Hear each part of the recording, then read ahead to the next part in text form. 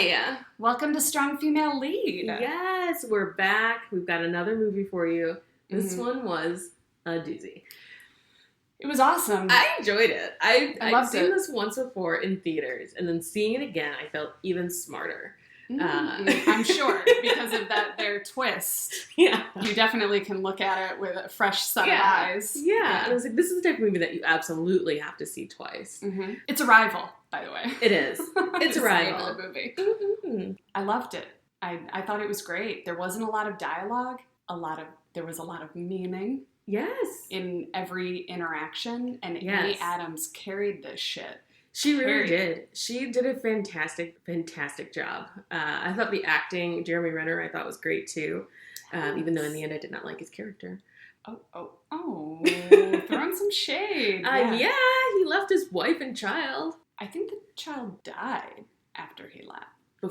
He left before. We'll get into it. Okay, so I guess I'm not positive because this was just I watched it once. And I got the twist at the end, but obviously there's a few logistical questions that I didn't look into. And I was hoping would just get answered when we did this podcast. I'm with you. This movie, this reminded me a lot of The Good Place, if you watch The Good Place. In that, the first viewing, you're like, no, that was a fun twist. But then when you watch, season one over again, you're like, oh, I'm an idiot. I could have caught on to this at any point, but it definitely took me 10 episodes and then a full rewatch of the first season to get what was happening. I haven't rewatched the first season of The Good Place, and now I think I should, because that ending, or that twist, floored me. Yes. I kind of thought that they changed their mind on how they wanted the movie to go, and they used that as an out. Wait, for Arrival? For The Good Place. I thought they made the show and it was heaven and was everything she wanted it to be, and then they were like, the show's good, but it could be better, and then they were like, I think we can just pretend everything was set up and he's really the devil. Or the devil's concierge. I guess I think that the showrunner is smarter than that. I do. Just because of who it is. But I like that they painted themselves in a corner and then were able to get it out in such a good way, if that did happen. I mean, there's some character decisions, I just wrote a spec script for The Good Place, so there's some decisions and dialogue that is kind of thrown away that I'm with you. Some of these characters had different focuses at the beginning, which would make me think that, okay, something's off, something changed, which is a positive because it was so good that they're like, no, we're going to pick this up for a full season. They probably just shot the pilot and they're like, no, we need all 10 episodes. I love it. But we're not talking about The Good Place But we're not today. talking about The Good Place, actually. We're talking about Arrival. Which doesn't seem... Is Arrival a good place? Montana is one of my favorite places, actually. I've never done there. It's gorgeous. I highly recommend that if you have just a shit ton of time that you take an AmTrack train through Glacier Park and then you get off at any of the stops. I met a lot of nice people. I met the lieutenant governor on the train and his family bought me dinner and I was like, I don't know what's happening right now. Trains are my favorite, guys. I don't know if we've brought this up before, but they're literally my favorite mode of transit. You like that train life? I am about that train life. I like trains. Choo-choo motherfucker. Yeah. They make me feel like I'm back in another time where it was just, on the road, just who knows where I'm gonna go. Yeah, just little Simon and Garfunkel. Yes. Nothing but adventures. Yes, and beautiful landscapes. Because I'm how many times, if you've been, if you probably crisscross the country, most people have traveled a bit, at least domestically, and, how many times can you get on a plane and see the same thing? And I love to read, and they have the observation car, which is the little restaurant you can go to. Yeah, and in the restaurants you usually have to sit 4 people at a table, so you do. That's how I ended up with the lieutenant governor.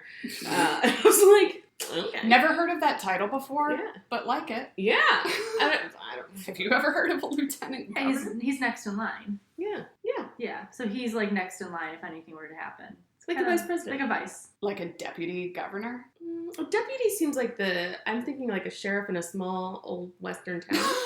Yeah, but government officials are deputy assistants or deputy secretaries. I guess, interesting. Is deputy a military term? Because Lieutenant is. Yeah. I have no idea. We'll get back to you on that. I mean, but he was lieutenant governor of Montana. Yeah. Have you lived that Greyhound life? I have been on a Greyhound one time in my life, and it was from Milwaukee to Chicago. And it was one of the worst things that's ever happened to me. It's a bad experience. I mean, it's awful. The bus smells so bad. That's what I was going to say. Is there a bathroom on the bus? Because On the Greyhound? Yeah. I think so. I'm not thinking of one of those Mercedes buses. But they don't open, the windows don't open, and Ew. that's a crime, especially on something like the Greyhound bus. They don't open? How do you get air in? In the Greyhounds that I rode, the windows did not open. That's shocking. And so which added to this horrifying experience because I am very sensitive to smells, and I do not like the smell of urine that strong, Yeah. So I threw Where up. were you going? Oh, God. Yeah. And now the throw-up smell with the urine Well, no, when I got off. Oh.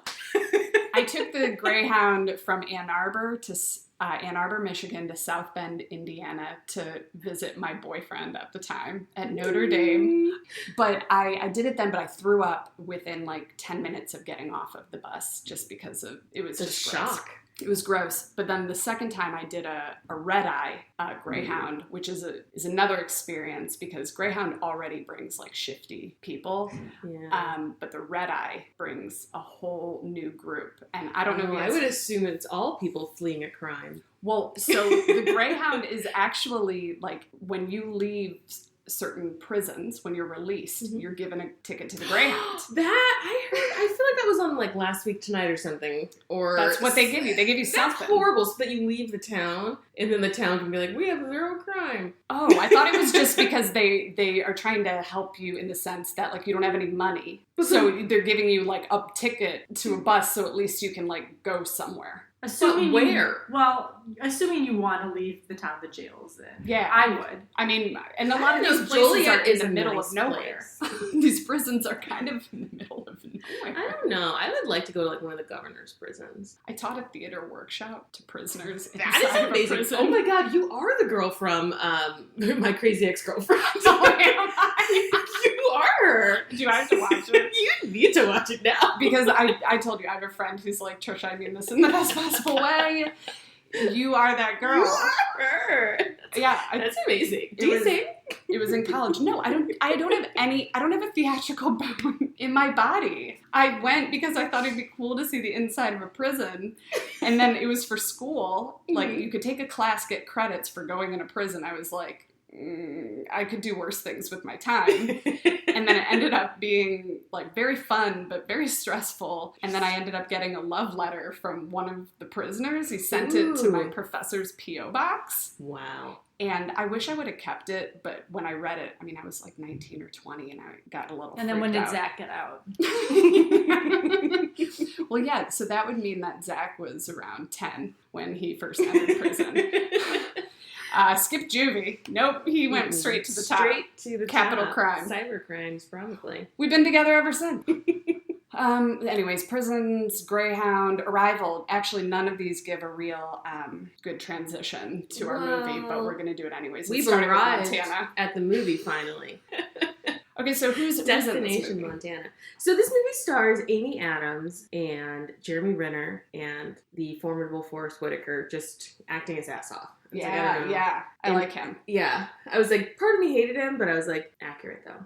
Yeah, he played the typical military, person who has to follow orders and it's not the right thing and you're trying to get them to think out of the box and they won't. And it's I've seen that 1,000 times, but it didn't matter because Forrest Whitaker was doing it. When he was dragging her out of the house, he's she's I can be ready in 20 minutes. He's like, I'll give you 10. Or wheels up in 10. Wheels up in 10. I was like, I'm taking 20. Would you? I mean, but yeah, what are they gonna leave me? They just came all this way. Yeah. I mean, that would be a lot of self-confidence you would have in that moment. I mean, worst case scenario, I don't go see aliens. She wants to, though. That's a mistake. You know what? In that scene, though, I thought for a moment, a lot of these characters in Annihilation also, which I'm sure we'll do, a lot of them have nothing to lose kind of characters, and that's how they can kind of end up in this sort of situation where she doesn't have to talk to anyone, tell anyone, no, it's just her, she's an island. And I think, it'd be cool to be so important or such an expert at something that people need me to do something, and then B, it would be kind of freeing to have no connections and nothing to lose, because you might find yourself in a very cool situation, which you could potentially die from, but find yourself in a cool situation like this.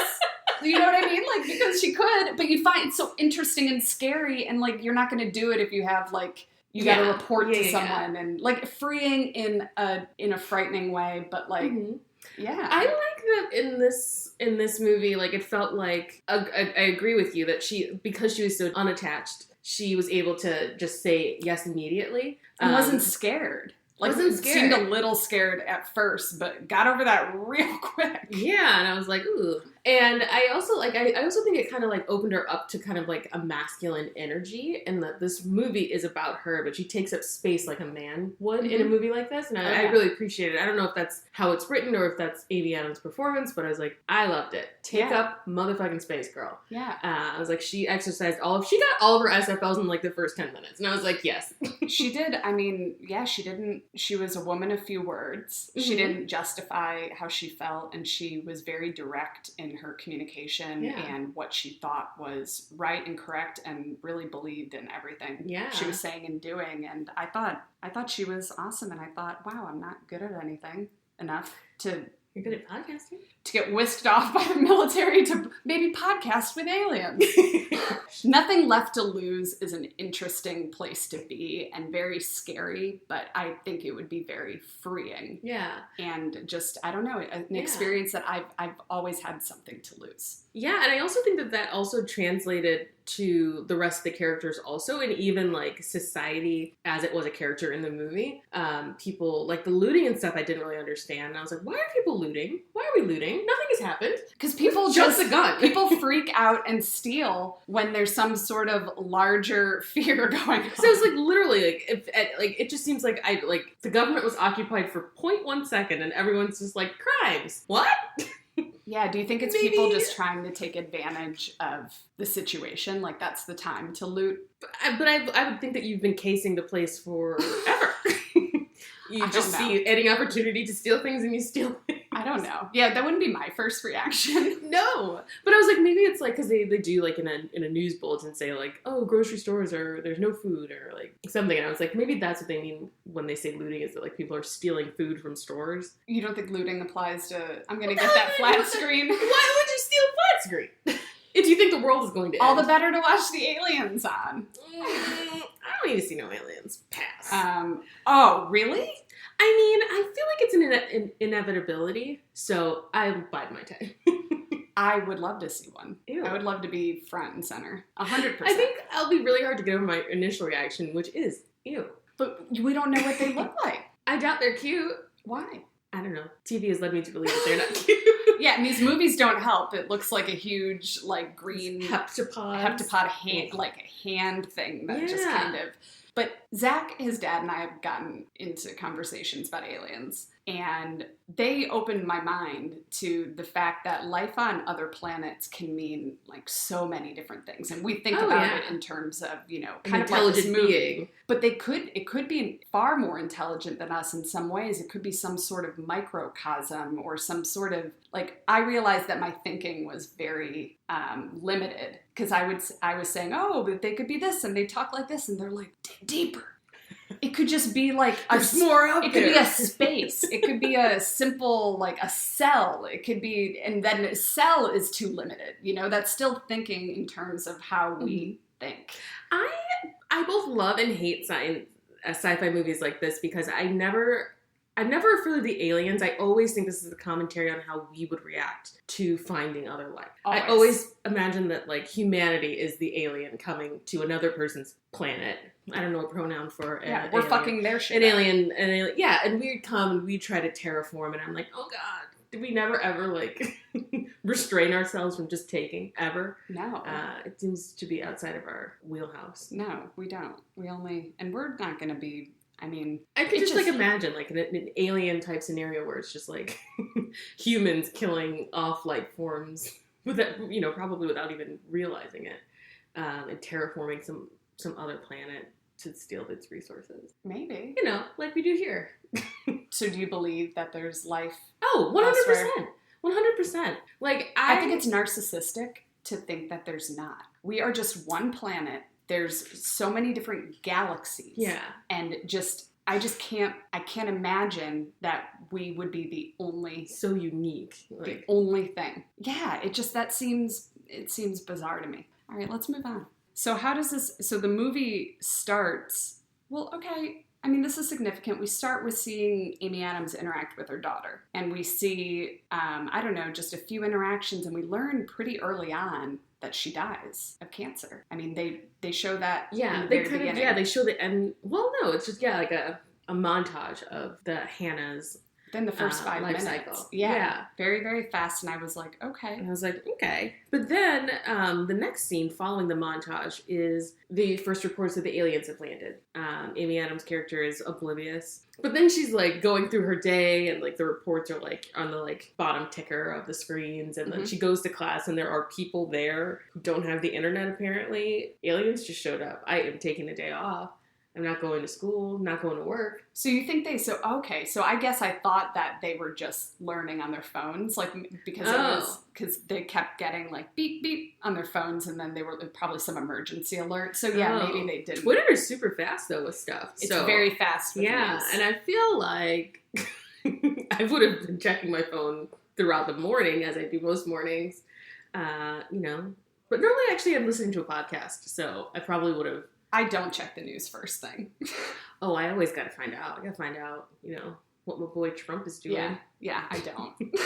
I don't check it. But actually, this is when 9/11 occurred. Mm-hmm. Cell phones were not as common on college campuses. Some people had them, but there were a lot of people like myself that didn't. And I don't know if I even had a TV. So I went to school or went to class, and all the teacher said was, in light of everything that's happened, it was a morning class, in light of everything that's happened, if you have to leave, please leave. Mm-hmm. I didn't know what she was talking about, so I just kind of stayed. And then I walked out, and it was just mayhem on campus with everyone, like, running around. And a lot of people are from New York that went to University of Michigan. And the teacher should have been a little bit more panicked than that.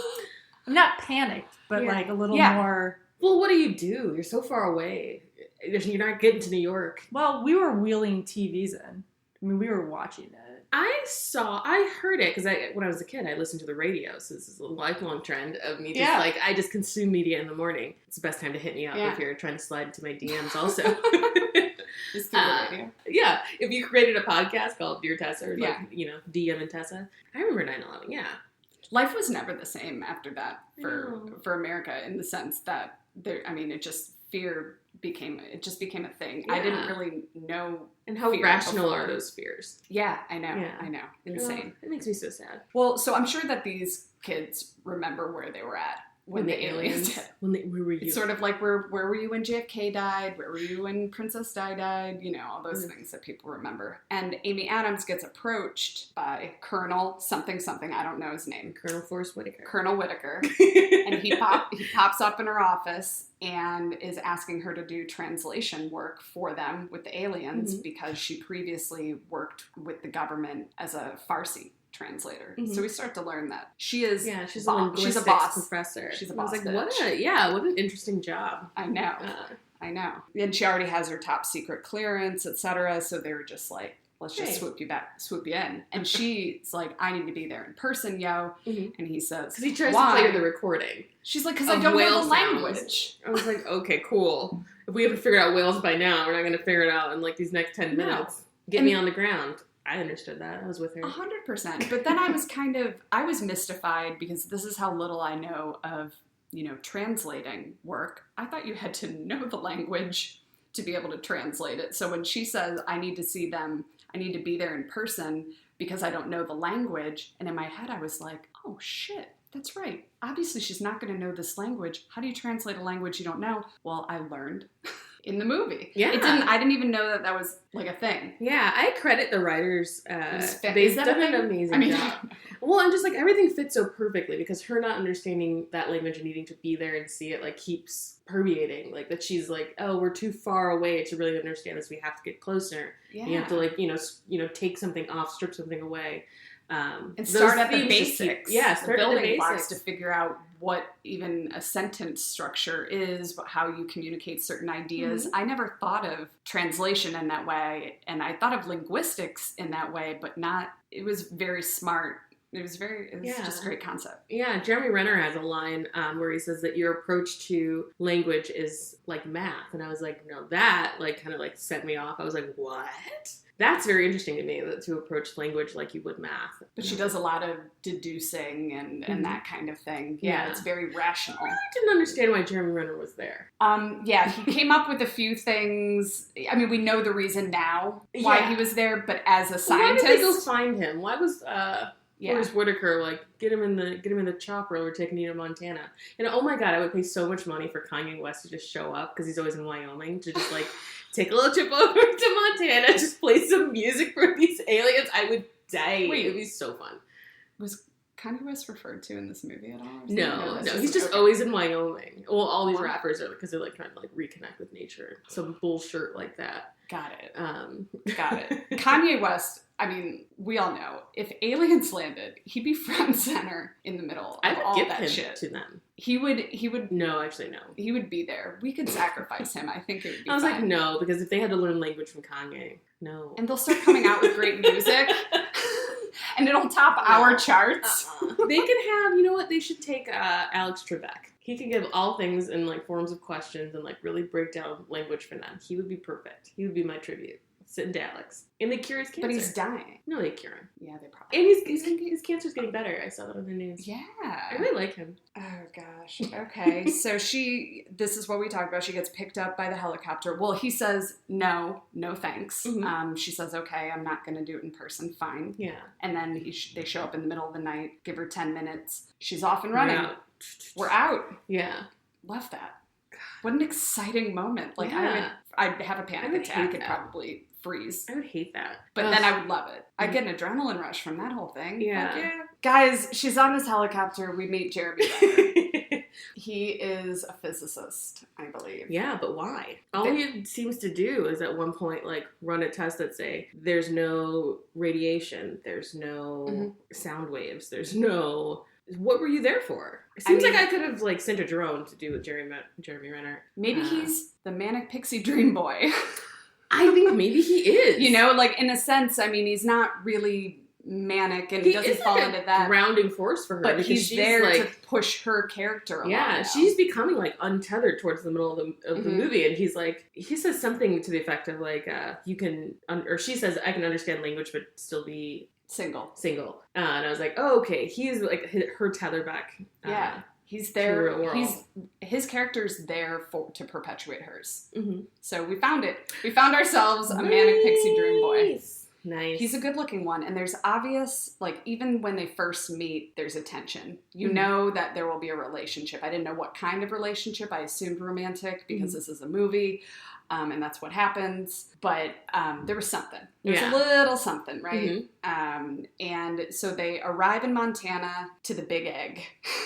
The Big Egg. The Big Egg in the sky. They end up at the camp. There's hazmat suits. It's very hot zone. There's, like, there's just... I like the idea of hazmat suits because it means something really important is happening. Oh, yeah. Okay, they build up the suspense big time for the first entrance. Yes. You're like, what's that? The music is very good. Yeah, no, I love that. So I love when she says, okay, what happens now? They arrive. So this is the second time they've said something about arrive. In the beginning, she says something along the lines of, it was the day of the arrival. And it was when, they came to the Earth. Mm-hmm. And then they set up, the heptapods set up in several different countries. Right. Set up a little United Nations of heptapods. God. And then this is... shout out to the Sudan, because I don't know what's going on with the nuclear weapon capabilities in Sudan. But you were brought up a lot in this movie, and I was like, I didn't know you guys had weapons like that. Yeah. I really didn't. And I did think it was kind of funny. Like, kind of funny. Like, of course it had to be China. That was just, like, going to be the aggressor and stuff. I was like, I was just kind of like, I mean, yeah, but Dr. Shang, like, it's gotta be Dr. Shang. What about, like, or not Dr. Shang, like, Lieutenant Shang or whoever it was. I was just like, okay, I mean, fine. So they arrive. They're there. They arrive, and nothing happens, I don't think, because then we just flash forward to them getting hosed off and having the hazmat suits. Yeah. So they probably got scared, or I don't know, but she lasted longer than someone else did, the colonel tells her. I love how they always give us, like, 1,000 years, and then we're going to come back, and if you haven't fixed it, Like, we're even still that important to the universe that, like, if our planet is destroyed, like, what? Come on. We're going to destroy ourselves. Yeah, I was like, anything you needed to know about humans, you've taken at this moment. Like, we've taught you our language. We need 1,008 years. Yeah. Like, let us get past this hump. We need a little bit more time. We had a glitch. Yeah, we do need just a little extra time. Okay, so Amy Adams, then they go in for a second attempt. She's bringing visual aids. So at this point... I loved it because I could barely read it. I was like, can the heptapods see this? Sure. Because they don't know. They have no idea what they see. But this is the first time she brings in a visual aid and they're kind of like, what are you doing? You know, because they're all, again, military folk, bring out the guns. We're going to go blazing. Why are you doing this? It's stupid. What we're really trying to find out is, do they want to attack us? And what are you doing with this little flip chart? And she's like, no, we need to actually communicate with them. Yeah, they need to understand a word. Understand them. And this is the first time that they communicate with their symbols, with their smoky... Yeah. Just kind of like... Wait, what's you're like like? making... Yeah, and it just kind of goes into this like little symbol that I didn't know what any of those symbols meant. Somehow she figured out that like something meant human, something meant... Do you remember that program thing? I don't know how it was working, but they were lining up with some of the symbols eventually, and I don't really get how they came to the conclusion. Yeah, but then they said something like they convey like a complete emotion. A very complex thought and emotion in a symbol. Irregardless of time. That's the part. That's the piece that I was just like, what? Yeah, at that point I'm like, glad I'm not stoned. Yeah, that idea of being able to communicate something regardless of time kind of like smacked me in the head. I'm like, okay, I'm going to have to see where this goes. Yeah, I was trying to form a sentence that doesn't have a start and an end. Yeah, or tenses to indicate time. Because it would have to be like an emotion. Like, because love would work. Like, it would have to be like a sentence so small. Like, it would have to be like a single word to encapsulate an entire... Yeah. But it would almost have to be an emotion. But we think of everything in terms of time. So we have to come up with communicating something that doesn't communicate the way that we think. How do you communicate outside of the way you think? It gets real fucking weird. Or words that have a connection to time that is eternal. But that's still time. Well, they're past eternal. There's nothing past eternal. Eternal is something we came up with, sure, in perpetuity, whatever, but it's all like, it's still like an idea of time. Yeah, but even they conscribe to an idea of time because they say they're coming back in 1,000 years. To us. Yeah. Yeah. I don't know. Listen, she chooses words like rock, boy, or like all these words, and then the colonel's getting on her, you know, why are you teaching them grade school shit? And this is when I love she explains her reason. She needs to figure out if they understand what a question is, the difference between you and a collective you, what intent is, and that kind of stuff can be figured out by using elementary vocabulary. So she goes in for her third attempt. And what she do? Takes off her motherfucking suit. I didn't like that. I was like, girl. You did. I was mad because how come no one's tested the air for oxygen? Seems like sci-fi movie 101, and we're in contemporary America, so you've seen all of them. You don't think they had? Tested the air? Yeah. I thought they had. They were just wearing those suits as protection. They had a canary in there. Oh, yeah, they had a little canary. Oh, still then. Yeah, if the air wasn't breathable, the canary would have died. Yeah, so it's breathable. So then what? And that's why they had the bird. That bird was just a sacrifice for that. You know what I mean? Like to see if they could still... You gotta use something. I hope PETA. And I love birds. Strongly worded. I love birds. I had a couple parakeets growing up. But they could breathe, so she knew she'd be able to breathe. She didn't know the quality, but like, you know. It's true. And she wanted to get more intimate with them and kind of show that, you know, she's what they look like. Because they're like, what if they think that we're like orange? Exactly. Masses that are expressionless. Exactly. And then Connolly, Ian, Jeremy Renner, he follows suit. And this is when you can see that they're really like pairing up together and they've got each other's He backs. Trusts her. Normally this is reversed in most movies. Yes. Like, you know, the man would do something like gallant and then you'd be like, oh my god, he's trustworthy. Yeah. But I love the role reversal. Love. It really was, because he was obviously supposed to be an expert, but he was the beta in this situation. Yeah. It was her leading the charge. Yeah, but I all also those decisions. didn't view Beta as anything less than. No. Which was, and I don't like, again, a testament to, I don't know if this is the writing or the performance of these actors, but I'm like... It wasn't less than. It wasn't. And I was like, oh my god. It was, he was supportive. Yeah. And then they seem like true partners. So now we begin to learn about the heptapods. And this is where he comes in. He's recording stuff about them, right? So he's kind of dropping his own knowledge in some informational video or something. And recording is for whom? I guess for whoever, they're probably the government. Oh, yeah, okay. You know, like, I keep forgetting they're not just like independent contractors. Yeah, no, they're reporting. There's never like a presidential. They're reporting to whoever the president like, is, who they have not said, because they don't want us to know what time, what date it is. This is Trump's America. The worst thing possible has happened. I know. So Dr. Louise is having a lot of. So they're making some headway with the aliens, and she's having a lot of flashbacks of her daughter. And at this point, as someone who doesn't know the twist yet, all I learned was that she's no longer together with the father. Mm-hmm, and we haven't, and I made a note, we haven't seen him yet. It's halfway through the movie. So this is me not knowing. Mm-hmm. And so we're just seeing a lot of these flashbacks. And to me, I'm still interpreting it as she really misses her daughter, but I thought there was going to be some sort of connection, like she was meant for this journey to meet the aliens, and she was going to be able to pick up something that would help her connect with them based on those flashbacks. So like, and then I'm like, is her daughter one of the aliens? Then I'm starting to like get it, and I'm like, no, this movie doesn't seem like it's going to go like a cheesy route. Yeah. But I thought, obviously there's something to do with the flashbacks because they're paralyzing her. But we don't learn until later they're paralyzing her because it's like not a flashback. It's a future flash. Future flash. Oh, so of course she's like freaking out. But meanwhile I'm thinking, I mean, of course you're sad, but like what is it about these that's like making you sick? You know, like where she would almost pass out and stuff from them. Oh. I don't know. I think it's just the body's inclination to reject something. Yeah. That is disturbing to it. And I think the future would be disturbing to anyone's mind. Like totally. No. But I didn't know it was the future. So I'm like, why is she like, why are these so she was traumatizing? Pregnant then, but I was like, but they didn't show her in Renner like an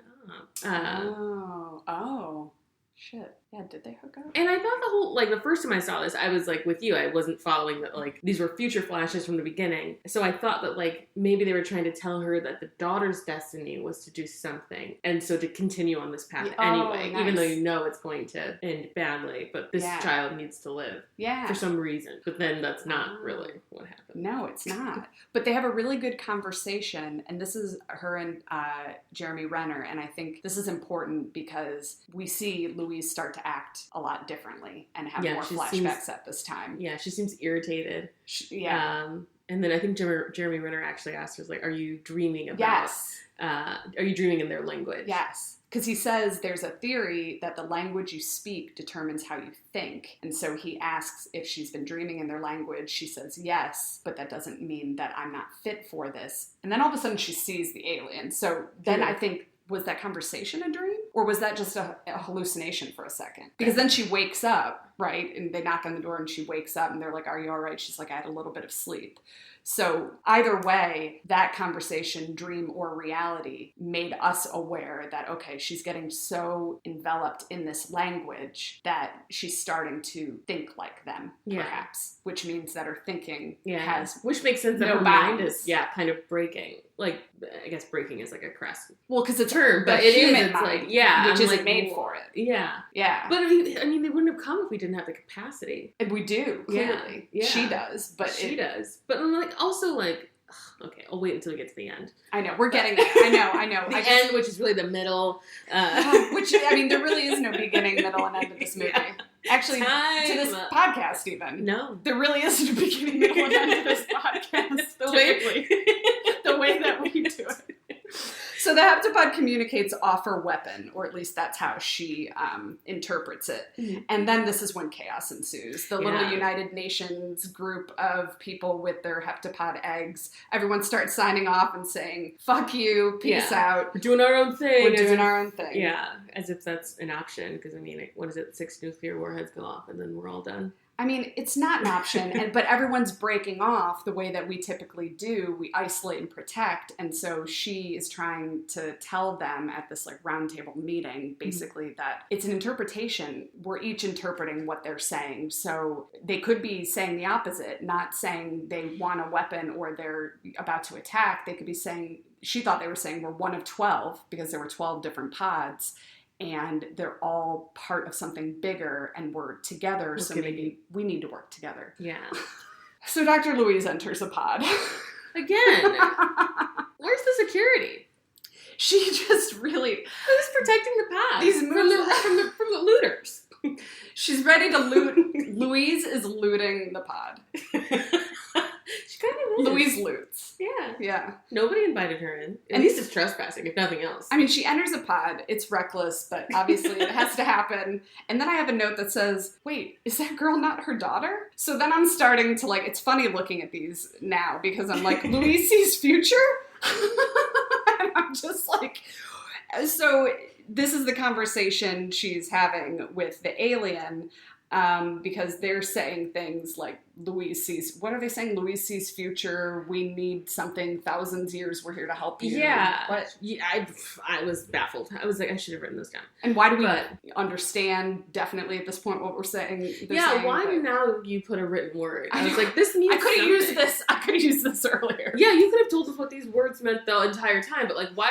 But we weren't supposed to know yet. Yeah, I think we are viewing this like through Louise. Yes. So because she understands, we understand, and I was like, now she gets it. Now she gets it, and she's like fluent in. She's fluent. Knees. Because she came up, she figured out something, and Jeremy Renner had a aha moment, and I don't know. So she's there. Mm-hmm. She's doing that, and this is when it gets like a little Inception-ish. Guys, I can't follow that shit because my brain can't hold on to that many things at once, and the fact that you have to know you're within and within and within and within, and then put them together, I'm like, it just, I can't. Yeah, you're in and you're out. You're in and you're out. Are we in? Because I think I know it, and then I'm like, no, and then I can't. Like my brain just. Yeah. No thanks. This one I could follow because it was only like a few layers deep. Mm-hmm. You know, she's only in one place in the future. So I was like, okay. Mm-hmm. But so she's in the future. She's teaching people about the heptapods language. Then she's talking to Mr. Shang, who's quite kind.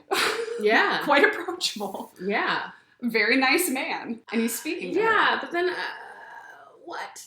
Well, then he says, you know, I wanted to meet you. I wanted to thank you, you know, because you changed my mind when we were in that situation. And she says, what? And he says, well, you know, because you called me on my private number. And I was like, See, this is like this is where it kind of falls off the rails for me. Because you can't know something from the future in the past, even if it's linear. But they have no time. She's thinking like a heptapod now, so she's able to kind of blend it. This is a new information. Like, this isn't like from her life. To get Chinese to agree to step down, she needed to get this information. And they need to find a way. She has access to the future. And not that she willingly went into the future to get that, but she was able to get it and then go back and call him back on base. I mean, unfortunately, it's not real, so we can't pick it apart too much, but... Because it doesn't happen. Yeah. I don't know. If you guys, you know, after you listen to our complete podcast, then go and listen to the Hound Tall discussion podcast about time travel. And then come back to this podcast and listen to it again. Because then you'll get where I am. Okay. Like, you can't introduce, like, this new information from nowhere. Like, who told... You can't see into the future and then use it in the present? But this I don't know. It's confusing to me because, like, the information that's being given to her, like... But that's the whole thing that happened with her and her kid and Jeremy. I mean... Yeah, she uses information we're kind of going to... But I'm just like, I think it's because it's an outside actor. Like, yeah, I mean, I get that. Like, it seemed like she knew everything that happened to her daughter. And, like, that's fair game for her to, like, go back and forth on. Yeah. And I see how that's not. And this plot twist. Especially because she looked surprised. Because she says, I don't know. She literally said, I don't know your number. So I'm like, what? But she knew, like, all the other things. And I was like, okay. So this is where, you know, they just need this to happen. Yeah. In the movie, right? So they're like, how am I going to make it happen? It's not time travel. It's weird. So she... But you liked Endgame? That was different. Okay. Okay. Never seen it. Endgame. Marvel? It just came out? What? Oh, well, you're not really into it. I don't know. She's not like not really into it. She's not into it. Like, not at all. But I was like, we got to deal with the multiverse and time travel in a different way. Different. Time very much exists. I like your adamant, like, rules for fantasy. For universes.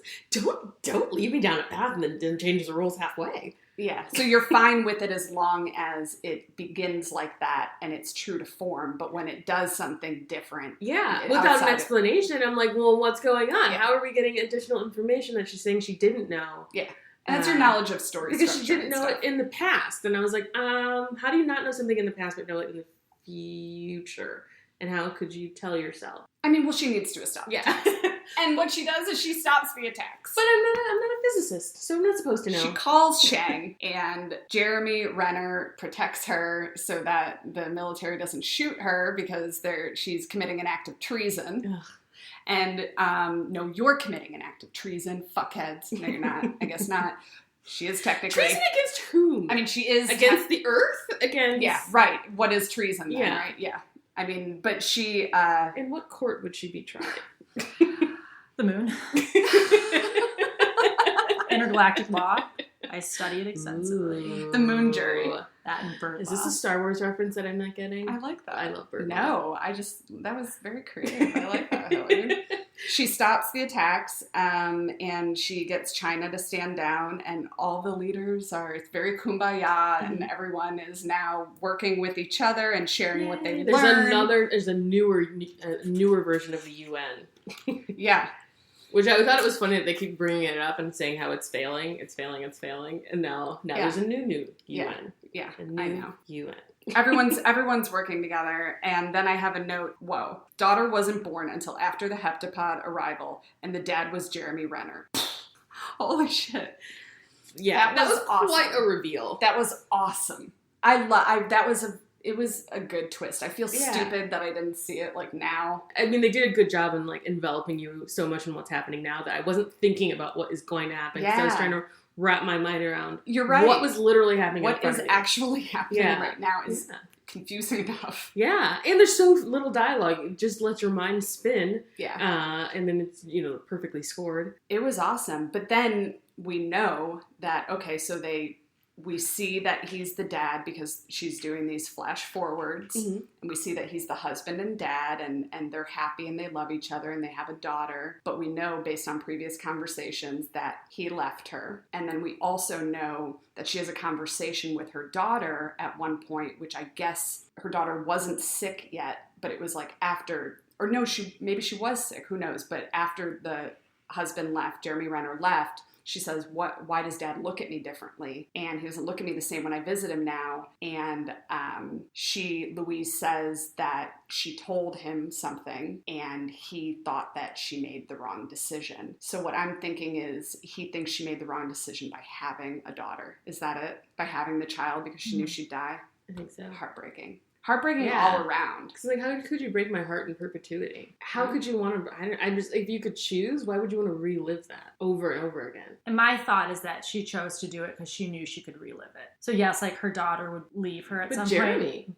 Can't. But anyone's supposed to be able to use this. It's not just her. Like, the whole... If they can tap into it. It's not just... Well, it's not supposed to be just her. But, okay. Yeah. Is the concept of time separate from the concept of aging? Because Hannah is getting older, and they don't do anything to make Amy Adams look like she's aging. Mm-hmm. Which, to me, I didn't understand. Because if Hannah is older, then Amy is older. And then how can you... Just your mind is going in circles? And your body would still be aging. I thought that... I didn't think it stopped you from aging. I just thought she was an adult, so she didn't have to age anymore.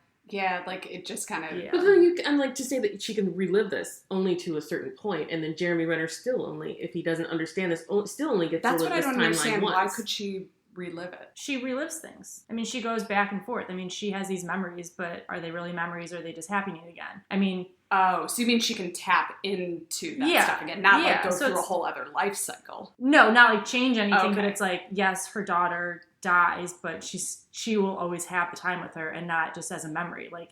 I think she can live them again. Oh, I guess I didn't get that she could live them again. I thought she could just access it, like, as a memory. or... Yeah, it seemed more like a lucid dream than anything. But then she says something like, you know, if you knew what was going to happen, would you live it anyway? Or something like that. And she made the decision to do that. So it makes it seem like fate is still sealed in a way. It's like, this is going to happen to you. You just either know or you don't know. Yeah. You know what I mean? You have no choice. Like, you have no choice, I get get that too. Right? That's why I think he'd be like, you made the wrong choice, because she did make the choice to have the child knowing what would happen. Maybe if she didn't, does that mean she'd have another kid that would happen? I don't know. That happens in a lot of time travel. Like, you know what happens, you go back in time. If you try to change something, it screws everything. Fucks everything. I mean, everything gets fucked up. It could be like that. Yeah. Well, that still like leads me back to my biggest paradox is her telling herself when she calls to tell the Chinese like PM the thing that his wife said. Mm-hmm. Oh, she's telling herself something she was told in the future from her past self. What? What do you mean she's telling herself? She has to remember him. She has to remember something from the future in the past that she didn't know. Yeah. But I'm okay with that. I'm not okay with that. It doesn't make me like dislike the movie or like anything like that, but I'm just like, that's where my... That's a whole... I didn't think it's a whole, it's just like something I just didn't understand. Like, it probably makes sense. If anyone knows what was going on there, wants to... If you're a freelance physicist and you want to give your commentary on the movie Arrival, please hit us up. Here's the thing, and Dr. Renner, Dr. Connolly, I'm guessing she didn't tell him, obviously, and so he's probably resentful. Well, because she can make choices about her past. But she's making a choice about his life as well. And I mean... I thought she did tell him, though. She did, but she after... tells him, but like... I think it's after, like, they already have the daughter. But I thought it was... Yeah. Okay, yeah. Because, like, why would he just leave then? I mean, I guess maybe because the daughter's getting close to the age where she's going to die. Yeah. I don't know, but it hits him at some point. Yeah. And he pieces out and, like, I know, that's a shitty thing to do. He's literally not there. They never say that he, like, left her. Like, you know, like deadbeat dad territory. Right. He's just literally not there at that moment. Yeah. Jeremy Renner is a good guy throughout the movie. I just want to make it clear that I just got a divorce. They really did just get a divorce. They just don't show him when she's having the bonding moments in the beginning with the baby because we can't know that he's there. But then they do show him with the baby. Then we show him with the baby. Yeah. But I feel sad that he left. But I have empathy, though, also. I mean, it's stranger stuff causes people to divorce. Yeah. And stuff of less consequence as time travel and cancer. Very true. There's a thing called irreconcilable differences. But also, if she can relive this timeline, why can't she move forward enough? Or maybe she can't see the future past the end of her own life. Because I'm like, why wouldn't she come up with a cure for cancer? Yeah, why wouldn't she just go as far into the future as she needed to find the cure and bring it back? If she can tell herself information from the future. Yeah. And maybe that's the choice that that Jeremy Renner doesn't like that she's making. That's pretty far in the future. It could be now. We don't know. Yeah. I don't know. But then why not? I think maybe that's the choice that Jeremy Renner is mad at her for not making. Save her. You know she's going to die. And we don't think he's capable of also living in a flat circle, as Matthew McConaughey calls it. I bet she was like, no, everyone needs to know this. Like, this is a tool for humanity. It wasn't I don't think everyone needs to know that. I think that would be dangerous. Well, okay, so what I thought, like, when they figured it out together. Yeah, I think it is a weapon. And then she was like, oh my God, like, they are giving us, like, Earth a tool. I thought she was like, everyone should use this for, like, the betterment of them. I was like, there is no way you're going to explain this to all the people in this planet. Like, don't even bother trying. Like, just keep it to yourself. I think that maybe, I agree with Hillary that I think the point of the aliens telling her was to help the human race. Yeah. And that was very, very sweet of them in their own scary way that they were giving us this information. Aliens, if you're listening, we're beyond help. Yeah, we can't. Nothing's going to help us now. We're too far gone. I don't agree. But I don't believe that everyone had access to it or could. Like, I think maybe you have the ability to, but it's like any sort of supernatural or spiritual energy or something. Maybe you can't get to it. Yeah. I feel like... I don't know. I don't think Jeremy had it. I don't. I feel like... What the writers maybe were trying to say is that there is no difference between a weapon and a tool. Interessante. I don't agree. Let's SFL this shit. Yeah. I already said in the beginning. She got it in the first 10 minutes. She exercises her agency. She says whether or not she's going to do something. If she got it to me in the first 10 minutes. Were there any favorites, I guess? Like, I mean, we knew she was an SFL from the very beginning, but were there any other favorite moments of yours from later in the movie? Again, first 10 minutes. When she gives the explanation, the Sanskrit word for war, and just asks the other linguist what his definition is. Mm-hmm. Okay. Yeah. I was like, okay, you're off to a great start, Amy Adams. So our definition for strong female lead for the purpose of this podcast is, as Tessa just said, top build, a female character exercises her own agency, has her own agency, and impacts the plot. And Amy Adams, for sure, she did all of it. I would say my favorite moments of hers, I mean, she was the only woman in this entire cast, wasn't she? I mean, at least was she, or was she not the only woman at that base that we saw? I think that we saw, that she was the only woman. Yeah, and so carrying this character and the strength and assertiveness and just her communication style and her knowledge of like her own capabilities and abilities and what she had to bring to the table and holding on to that in all of these conversations with powerful men who were trying to cut her down. Like they knew her worth. They brought her there for a reason, but they were very quick to dismiss her ideas. And so then her keeping up and with her ideas and just going full force and doing what she had to do. And essentially she's pretty much kind of saved the world. I mean, there could have been a nuclear war. It could have been World War III. I mean, we have no idea. Do we know if they had any weapons of any kind that were displayed, the aliens? No, I mean, we would have just blown ourselves up, like the other countries, by trying to get the aliens. Yeah, we would have just killed ourselves off. That's how I looked at it. I didn't think they would just kind of like, they'd leave and they'd be like, sorry, we tried. Amy Adams was a superb SFL, and I thought she brought, like, this was a great movie, whose ever pick it was. Was it yours, Hillary? Mm-hmm. Awesome movie. Wouldn't have watched it because I just don't go to sci-fi naturally. So happy I did. Enjoyed every single moment.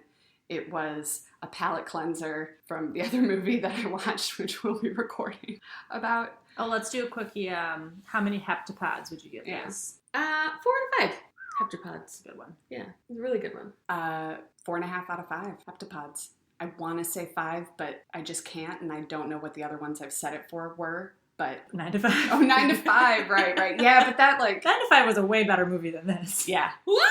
It was. I love it. But, yeah, 4.5 out of 5 heptapods, for sure. Yeah, definitely worth seeing. It's awesome, guys. Yeah. And it's on Hulu if you have, like, Hulu Prime. Yeah. You need Hulu Prime. Mm-hmm. Or you can watch it on sites like Dailymotion and, Put Locker. You can find it. They probably have it on, like, the Sci-Fi Station every once in a while, too. Yeah. If you still have cable? Is that what they call it? The cable. The cable. The cable. Thanks for listening, guys. We hope you enjoyed. Thanks so much. Find us on social media at SFL_Chicago on Twitter. And at Strong Female Pod on Instagram. Awesome. Until next time. Bye. Bye.